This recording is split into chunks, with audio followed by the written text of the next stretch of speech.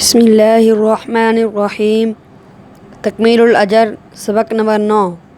فائدہ: جن حروف کا ادغام ہوتا ہے اگر ان پر ضمہ یا کسرہ ہو تو ان کی طرف اشارہ کرنے کے لیے اشمام و روم بھی جائز ہیں۔ چونکہ مدغم کا سکون وقفی سکون کے مشابہ ہے، اس لیے وقف کے احکام اس میں بھی جاری ہوں گے، اور روم میں اشارہ کامل ہوتا ہے اور اشمام میں ناقص، لیکن اشمام میں ادغام کامل باقی رہے گا، کیونکہ اشمام ہونٹوں کے ملانے سے ہوتا ہے اور اس کے ساتھ تشدید کا باقی رہنا ظاہر ہے، اور روم میں چونکہ کسرہ یا ضمہ کا کچھ حصہ ادا ہوتا ہے، اس لیے ادغام باقی نہیں رہتا۔ تنبیہ: الف: ضمہ میں تو اشمام روم دونوں ہوتے ہیں، پس اس میں 3 وجوہ ہو گئی۔ نمبر 1، اشارہ کے بغیر کامل ادغام، اشمام کے ساتھ ادغام روم جیسے سیغفر لنا وغیرہ، اور کسرہ میں فقط روم ہوتا ہے، پس اس میں 2 وجوہ ہو گئی۔ کامل ادغام اور روم جیسے من بعد ظلمہ، اور فتح میں دونوں نہیں ہوتے، صرف کامل ادغام ہوتا ہے اشارہ کے بغیر۔ وشاہد، اور اشمام تمام حروف میں ہوتا ہے، لیکن با اور میم میں اس وقت نہیں ہوتا جبکہ ان کے بعد بھی با اور میم آ رہی ہوں۔ گو شاطبی رحمۃ اللہ علیہ نے روم کو بھی ان صورتوں میں منع بتایا ہے، لیکن محققین اس کے قائل نہیں ہیں۔ با، دانی اور شاطبی رحمۃ اللہ علیہ نے ادغام کبیر چونکہ پورے ابو عمر کے لیے بیان کیا ہے، اس لیے ان کی پیروی میں اس مختصر میں بھی اس طرح بیان کیا گیا ہے، اور شاطبی رحمۃ اللہ علیہ کا عمل یہ تھا کہ وہ صرف سوسی رحمۃ اللہ علیہ کے لیے پڑھتے اور پڑھاتے تھے، اور بعد کے لوگوں نے اسی پر عمل شروع کر دیا، اور اب بھی عمل اسی پر ہے۔ السلام علیکم ورحمۃ اللہ وبرکاتہ۔ تفصیل کے ذیل میں 2 کلموں کا ادغام کبیر متقاربین اس کی بحث چل رہی تھی، تو 16 حروف کے جو مدغم فی تھے وہ مصنف رحمۃ اللہ علیہ نے مکمل کیے، اور اب فائدہ کا عنوان دے کے ادغام کے ہی متعلق کچھ اہم نقاط بیان فرما رہے ہیں۔ فائدہ: جن حروف کا ادغام ہوتا ہے، یعنی جو مدغم بنتے ہیں، پہلا حرف اس کو مدغم کہتے ہیں، اگر اس پر ضمہ یا کسرہ ہو تو ان کی طرف اشارہ کرنے کے لیے اشمام اور روم بھی جائز ہیں۔ اشمام یہ ہونٹوں کو ملانے سے ہوتا ہے، یعنی ہونٹوں کے کنارے ملے ہوتے ہیں اور بیچ کھلا ہوتا ہے، یعنی ہونٹوں کو گول کر کے یہ ادا ہوتا ہے، اور اس کی آواز نہیں ہوتی، اس کا تعلق صرف دیکھنے سے ہے۔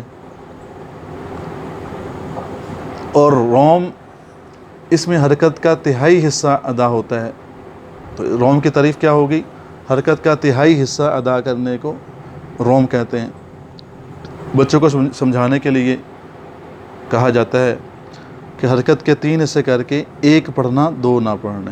روم حرکت کے 3 حصے کر کے 1 پڑھنا 2 نہ پڑھنا، جیسے مالک یوم الدین، دین، تھوڑا سا نون کا جو کسرہ ہے وہ تھوڑا سا ادا کرنا ہے۔ اور یہ اشمام اور روم، یہ آگے مصنف فرمانا ہے کہ چونکہ مدغم کا سکون وقفی سکون کے مشابہ ہے، اس لیے وقف کے احکام اس میں بھی جاری ہوں گے۔ تو وقف میں جیسے وقف بالاسکان، وقف بالروم، وقف بالاشمام ہوتا ہے، اسی طرح ادغام بالاشمام، ادغام بالروم، اور سکون کی صورت میں کامل ادغام۔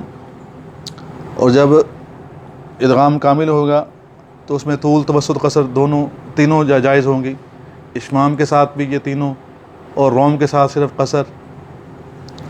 تو وقف والے احکام ادغام میں بھی پائے جائیں گے۔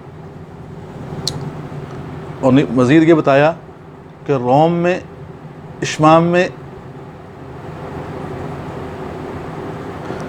اور روم میں اشارہ کامل ہوتا ہے، یعنی اس میں حرکت کا کچھ نہ کچھ حصہ ادا ہوتا ہے، اس لیے وہ اشارہ کامل ہے۔ تو جب اشارہ کامل ہوگا تو ادغام جو ہے وہ کامل حالت میں باقی نہیں رہے گا۔ اور اشمام میں اشارہ جو ہے وہ ناقص ہے، لیکن اشمام کی صورت میں ادغام کامل باقی رہے گا۔ آگے تنبیہ کے ذیل میں وجوہ بتا رہے ہیں کہ اگر مدغم پر ضمہ ہو، جیسے داود جالوت سے داود جالوت، تو مدغم پر ضمہ ہوگا تو اس میں تینوں وجوہ پائی جائیں گی، اسکان، داود جالوت، یعنی کامل ادغام۔ جب اسکان ہوگا تو اشارہ نہیں ہوگا، اشمام اور روم اشارہ نہیں ہوگا تو ادغام کامل ہوگا۔ اشمام کے ساتھ ادغام، داود جالوت، اشمام ہونٹوں کے ملانے سے ہوتا ہے، اس کی آواز نہیں ہوتی، صرف دیکھنے سے تعلق ہے، ہونٹ گول کریں گے تو اشمام ادا ہو جائے گا۔ اور روم، داود جالوت، حرکت کا تہائی حصہ ادا کریں گے تو روم ادا ہو جائے گا، داود جالوت، داود جالوت۔ تو جب روم کریں گے تو کیونکہ اشارہ اس میں کامل ہے اس لیے مد نہیں ہوگی، قصر ادا کریں گے۔ اور نمبر 2، اگر مدغم مکسور ہو، جس حرف کا ادغام ہو رہا ہے اس پر اگر کسرہ ہو، جیسے من بعد غلمہ، تو اس میں 2 وجوہ ہوں گی، اسکان کامل ادغام، من بعد غلمہ، روم حرکت کا تہائی حصہ ادا کریں گے، من بعد غلمہ، دال کا کسرے کو تھوڑا سا پڑھ کے ضاد پر تھوڑی شد پڑھیں گے۔ تو اشمام کی صورت میں ادغام کامل باقی رہے گا اور روم کی صورت میں ادغام ناقص ادا ہوگا۔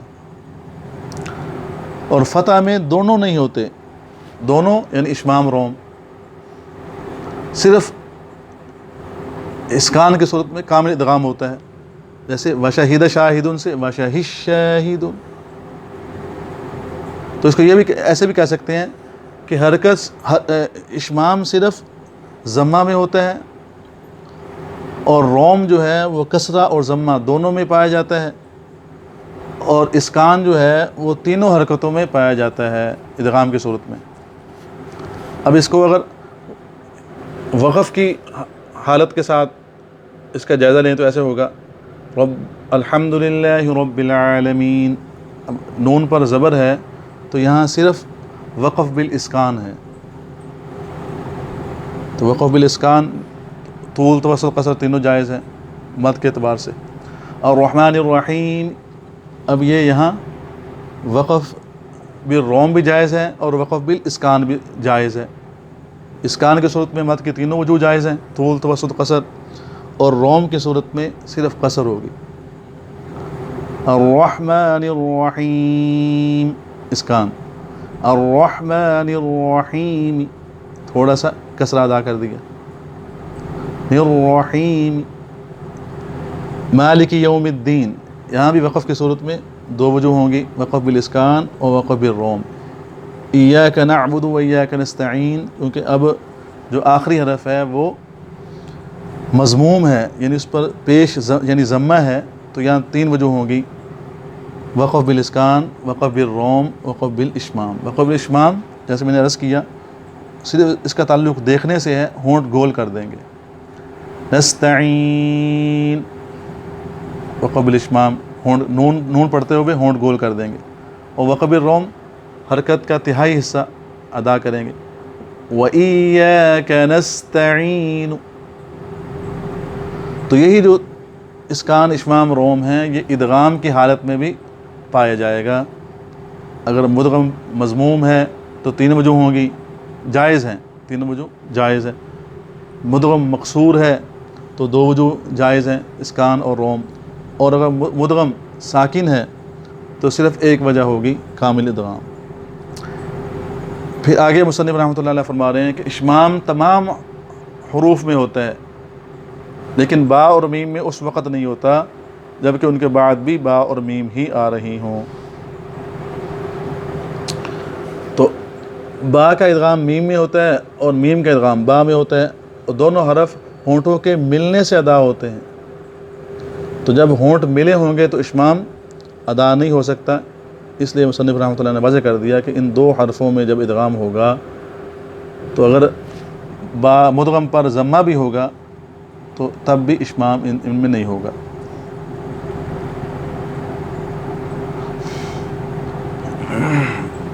گو شاطبی رحمۃ اللہ علیہ نے روم کو بھی ان صورتوں میں منع بتایا ہے، یعنی کسرہ اور ضمہ میں جو روم پیچھے ہم بحث کر چکے ہیں، تو اس میں ایک شاطبی رحمۃ اللہ علیہ کا قول یہ بھی ملتا ہے کہ وہ ان صورتوں میں روم کو منع بتاتے ہیں، لیکن محققین اس کے قائل نہیں۔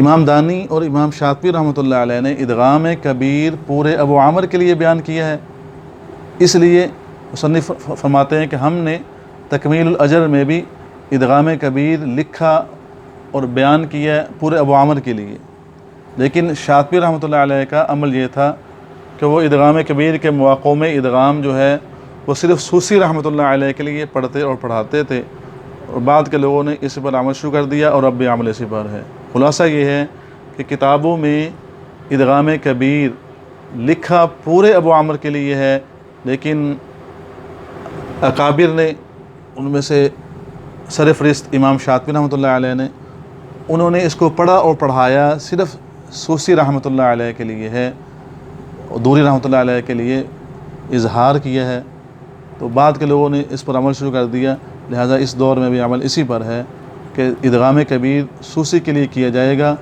پڑھا پڑھایا جائے گا، دوری رحمۃ اللہ علیہ کے لیے اگرچہ ان کے لیے بھی ثابت ان کے لیے بھی ہے، لیکن ان کے ہاں ہم ان کے لیے اظہار سے پڑھیں گے۔ دعا ہے اللہ جل شانہ سے کہ اس کو ہم سب کے لیے مفید بنائے، نافع بنائے، حضرت قاری رحمۃ اللہ علیہ کے لیے، حضرت قاری فتح رحمۃ اللہ علیہ کے لیے، اور حضرت اقدس قاری محمد یاسین دامت برکاتہم العالیہ کے لیے اللہ اس کو صدقہ جاریہ بنائے۔ والسلام۔